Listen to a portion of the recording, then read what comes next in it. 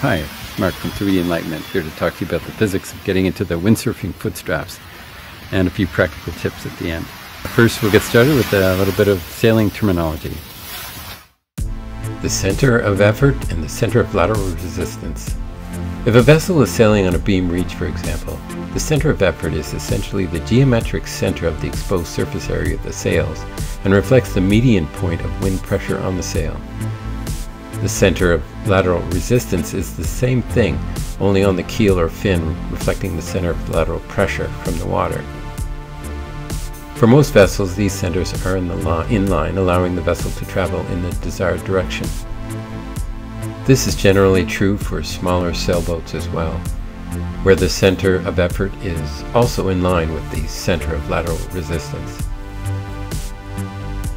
If the center of effort is slightly forward of the center of lateral resistance, the boat will tend to drift downwind and have what is known as a lee helm. This can be adjusted by altering the angle of the rudder or making adjustments to the sails. In the case of the windsurfer in light winds, we have the center of effort significantly forward of the center of lateral resistance, and the centers are not in line.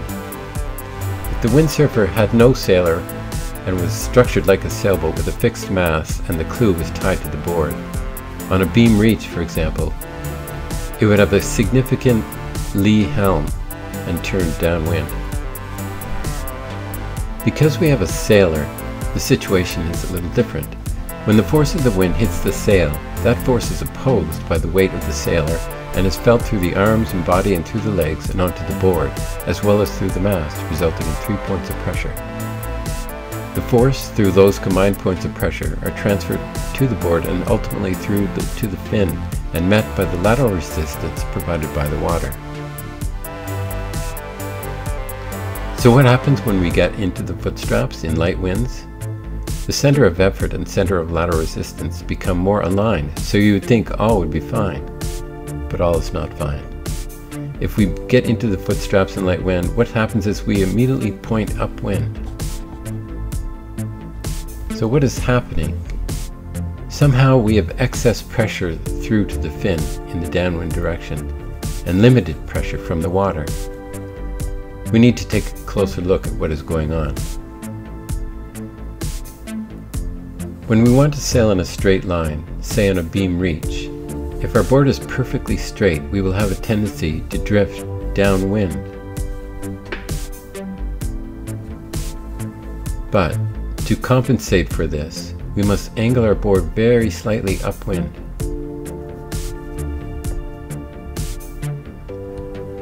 Now if we take an X-ray view through the board, we can see what is going on.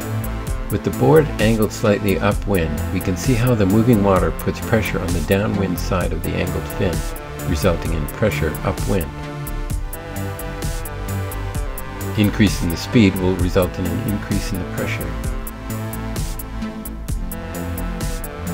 Just to drive this home a bit more, we can look at fluid forces a little closer. You probably experienced paddling through the water. If we paddle slowly, very little effort is required. And if you remember from my previous videos, force is equal to 1/2 times the density of the water times the area of the paddle, in this case, times the square of the velocity.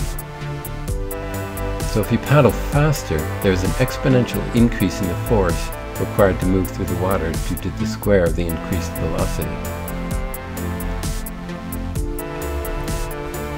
So, when sailing at higher velocity, there is greater pressure on the fin from the water. Providing a more balanced pressure when in the foot straps. So speed is the key. Generally, wind speeds greater than about 20 kilometers an hour provide sufficient pressure to get in the foot straps. So now we'll take a look at some practical tips.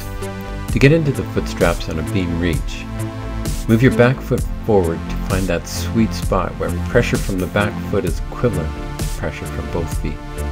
You may have to put additional pressure down the mast to the mast foot to prevent from steering upwind. Once ready, the front foot can be lifted up and slid under the front strap. The back foot can immediately be moved back and rest in front of the back strap or slid directly into the back strap. Here our sailor is showing how it's done. So once in the straps, your body position should change. Your hips are more square to the board, your torso is more vertical relative to your legs, and the legs will take the chop.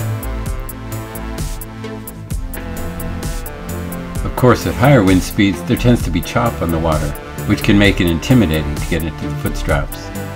This is in contrast to more sheltered areas where it's calmer and the chop hasn't had space to develop.